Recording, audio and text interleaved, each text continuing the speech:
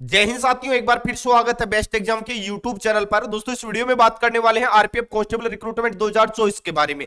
जी हां दोस्तों, नया रिक्रूटमेंट आप लोगों का बहुत जल्द आने वाला है और इस बार की वैकेंसी आप लोगों के लिए कितनी होने वाली है और कब तक रिक्रूटमेंट आएगा, साथ इसकी जो कट ऑफ रहेगी वो कितने नंबर तक रहने वाली है। 2018 की लास्ट टाइम जो आप लोगों की वैकेंसी आई थी वो किस प्रकार आई थी और उसकी कट ऑफ किस प्रकार गई थी, और इस बार की जो कट ऑफ है वो कितनी रहने वाली है, मतलब कितनी मेहनत आप लोगों को करनी होगी। अगर आप भी लंबे समय से आरपीएफ कांस्टेबल के लिए तैयारी कर रहे हैं या आरपीएफ वैकेंसी का इंतजार कर रहे हैं और चाह रहे हैं कि सर भर्ती होना है तो आरपीएफ में ही होना है, तो भाई कितनी मेहनत इस बार आप लोगों को करनी होगी, कितना स्कोर आप लोगों को करना होगा, क्योंकि इसकी जो कट ऑफ रहती है वो आप लोगों की रहती है अलग अलग आप लोगों की जोन वाइज। जोन के साथ में यहां पर मैं बता दूं कि ग्रुप वाइज आपकी कट ऑफ रहती है और हर एक ग्रुप में अलग अलग बहुत सारे जोन शामिल किए गए और उसी के आधार पर आप लोगों की कट ऑफ रहती है। सबसे अच्छी बात यह होती है आरपीएफ की कि आप अपने मनपसंद जॉब के लिए अप्लाई, मनपसंद जोन के लिए आप अप्लाई कर सकते हैं, चाहे आप नॉर्थ जोन से बिलोंग करते हो। लेकिन अगर आप चाह रहे हैं कि मेरे को साउथ जोन में जाना है, वहां की कट ऑफ कम रहती है, तो बिल्कुल आप साउथ जोन के लिए अप्लाई कर सकते हैं और आरपीएफ में भर्ती हो सकते हैं। तो दोस्तों सबसे पहले मैं आप लोगों को बता देता हूं कि आखिर ये ग्रुप ए, ग्रुप बी और group C, group D, group E और ग्रुप एफ तक इसमें ग्रुप बनाए गए और ग्रुप के अकॉर्डिंग इसकी वैकेंसी देखने को मिलती है। तो ग्रुप वाइज कौन कौन से जोनों को किन किन ग्रुपों में डाला गया है और किन ग्रुपों की कितनी कितनी कट ऑफ पिछली बार रही है और इस बार भी कट ऑफ है वही आसपास में देखने को मिल सकती है। तो बिल्कुल भी वीडियो को स्किप ना करें, वीडियो को पूरा जरूर देखें, जानकारी अच्छी लगे अपने दोस्तों के पास में भी आप जरूर शेयर कीजिएगा। चैनल पे अगर आप पहली बार विजिट कर रहे हैं और इन फ्यूचर आगे आने वाली आरपीएफ कांस्टेबल और एसआई भर्ती से जुड़ी हर एक अपडेट सबसे पहले पाना चाहते हैं, चैनल को आप जरूर सब्सक्राइब कर ले। दोस्तों सबसे पहले मैं आप लोगों को लेके चलता हूं, यहां पर आप देख सकते हैं ग्रुप ए में कौन कौन से जोन शामिल किए गए। तो देखो ग्रुप ए में आपके साउथर्न रेलवे का जोन शामिल किया गया है, साउथ वेस्टर्न रेलवे का जोन शामिल किया गया है, साउथ सेंट्रल रेलवे का जोन शामिल किया गया है। इतने जोन आपके ग्रुप ए में शामिल किए गए। अगर आप ग्रुप बी के लिए अप्लाई करना चाहते हैं तो भाई इसमें आपके सेंट्रल रेलवे आएगा, वेस्टर्न रेलवे आएगा, वेस्ट सेंट्रल रेलवे आएगा और साउथ ईस्ट सेंट्रल रेलवे यहां पर आने वाला है। इसके अलावा अगर मैं बात करता हूं कि ग्रुप सी के लिए ईस्टर्न रेलवे रहेगा, जितने भी नॉर्थ ईस्ट के जोन है वो सारे के सारे आपके यहां पर रहने वाले हैं। कौन से जोन में भाई? ग्रुप सी वाले जोन में।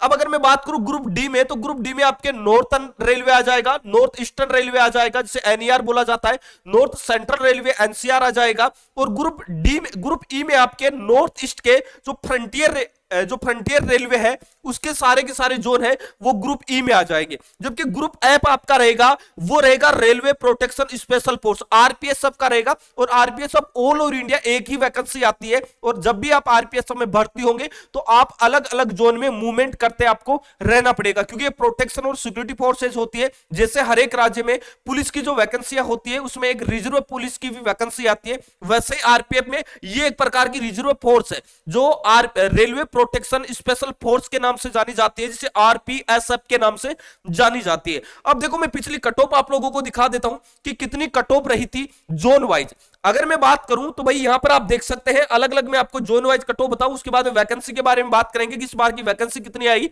कब तक आएगी और कितना स्कोर आपको करना पड़ेगा। देखो सबसे पहले मैं बात करता हूं ग्रुप ए। ग्रुप ए में ओबीसी की जो कट ऑफ रही थी पिछली वो 55.66 पे रही थी, एससी की आपकी देख सकते हैं 50 के लगभग रही थी, एसटी की भी 50 के लगभग रही थी और जनरल की 57 रही थी। ये फीमेल कैंडिडेट की रही थी। अगर मैं मेल की बात करता हूं तो भाई मेल की यहां पर ओबीसी की वैकेंसी नहीं थी। अगर मैं एससी की बात करूं तो 77 गई थी। अगर मैं एसटी की बात करता हूं मेल की तो 78 के लगभग गई थी, जनरल की 83 गई थी और एक्स सर्विसमैन की 55 के लगभग गई थी। अगर मैं ग्रुप बी की बात करता हूं तो भाई फीमेल कैंडिडेट के लिए ओबीसी की 54 पे गई थी, एससी की 51 पे गई थी, एसटी की 51 पे गई थी, जनरल की 61 पे गई थी और ओबीसी की 89 पे गई थी ग्रुप बी की। तो ग्रुप बी की यहां पर आप कट ऑफ देख सकते हैं, अलग अलग कट ऑफ आप लोगों के सामने है। उसके अलावा एससी की बात करता हूं भाई, एससी की बात करता हूं मैं ग्रुप बी की, ग्रुप बी की बात करता हूं जिसमें आपके मेल कैंडिडेट की 82 गई थी, यहां पर एससी की 78, एसटी की गई थी, जनरल की 89 गई थी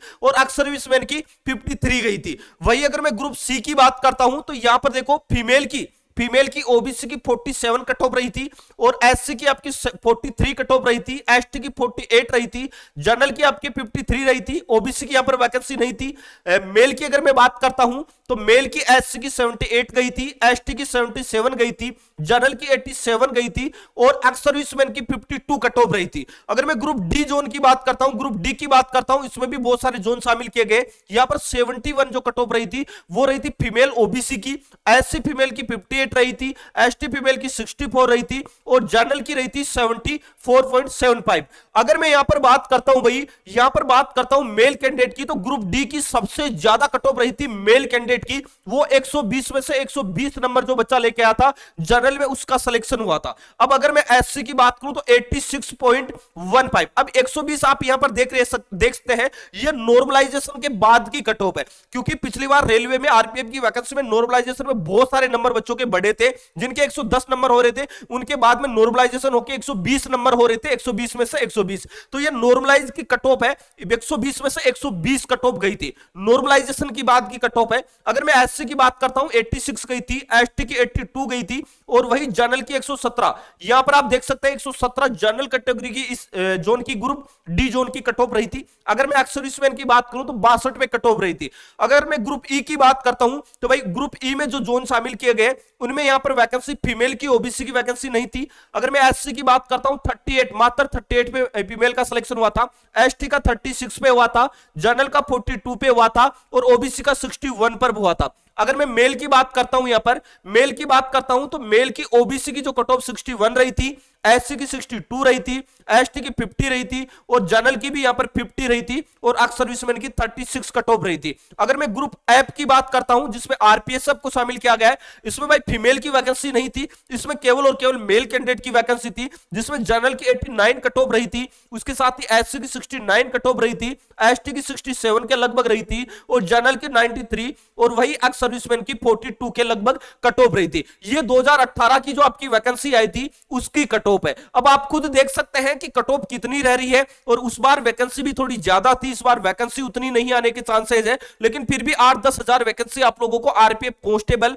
और आरपीएफ जो एसआई और आरपीएस सब की वैकेंसी देखने को मिल सकती है। तो कट ऑफ आप लोगों की यही, इससे कम कट ऑफ इस बार भी नहीं रहने वाली है, क्योंकि 2018 की कट ऑफ है, अभी 2024 चल रहा है, कंपटीशन भी बड़ा है, वैकेंसियां उतनी नहीं आ रही है, तो भाई इससे कम से कम आप मान के चलेगा कि 4 से 5 नंबर जिन जोनों में कम रही है वहां पर कट ऑफ आपको देखने को मिल सकते। अब बात आती है कि नई वैकेंसी कब तक आएगी, क्योंकि आपने देखा होगा आरआरबी ने कैलेंडर जारी कर दिया है और आरआरबी जो भी रिक्रूटमेंट करवाएगा रेलवे का, चाहे वो ग्रुप डी हो, एनटीपीसी हो, एएलपी हो, टेक्नीशियन हो, सभी का जो कैलेंडर है वो जारी कर दिया है, लेकिन आरपीएफ की वैकेंसी को उस कैलेंडर में नहीं दिखाया गया है। तो मैं सबसे पहले आपको क्लियर कर दूं कि आरपीएफ की जो वैकेंसी है वो आरआरबी कंडक्ट नहीं करवाएगी, क्योंकि आरपीएफ ने पहले ही नोटिस जारी करके बताया था कि आगे के जितने भी रिक्रूटमेंट हो गए कांस्टेबल के, आरपीएफ के, वो आरपीएफ खुद कंडक्ट करवाने वाली है। तो इसको लेकर आरपीएफ खुद आप लोगों के लिए नोटिस जारी करेगी, जिसमें आपकी वैकेंसियां रहेगी, आरपीएफ कांस्टेबल की रहेगी, आरपीएस सब कांस्टेबल की रहेगी, आरपीएफ एसआई की वैकेंसी रहेगी और आरपीएस सब एसआई की रहेगी। उसके साथ में कांस्टेबल ट्रेडमैन एंसिलरी की भी वैकेंसी रहने वाली है। तो पूरा कैलेंडर आप लोगों के लिए बहुत ही जल्द रेलवे की तरफ से जारी किया जाएगा, क्योंकि आरआरबी का काम हो चुका है, उसने अपना पूरा कैलेंडर जारी कर दिया। अभी रेलवे में आरपीएफ भी बहुत ही जल्द अपना कैलेंडर जारी करेगी और भाई कैलेंडर जारी होगा उसी समय आप लोगों के लिए ऑनलाइन अप्लाई की डेट और एग्जाम की डेट भी आप लोगों को बता दी जाएगी। तो अभी आपको केवल अपनी तैयारी पे ध्यान देना है, और जिनकी मैथ वगैरह वीक है भाई उसके लिए मैं आपको बता दूं, बेस्ट एग्जाम के एप्लीकेशन पर बिल्कुल टारगेटेड बैच आपके लिए मैथ का आ चुका है, मात्र 199 रुपए में। जब तक आरपीएफ का आपका एग्जाम होगा तब तक आप उस बैच से तैयारी कर सकते हैं। तो एप्लीकेशन का लिंक आपको डिस्क्रिप्शन बॉक्स में मिल जाएगा, जहां जाके आप एप्लीकेशन डाउनलोड करके अपनी तैयारी को और ज्यादा शानदार जानदार कर सकते हैं। इसके अलावा दोस्तों आपका कोई भी डाउट है तो बिल्कुल आप कमेंट बॉक्स में कमेंट करके आप हमें जरूर बताएं। तो दोस्तों वीडियो में इतना ही, मिलेंगे नेक्स्ट वीडियो में एक नई अपडेट के साथ में, तब तक के लिए जय हिंद जय भारत।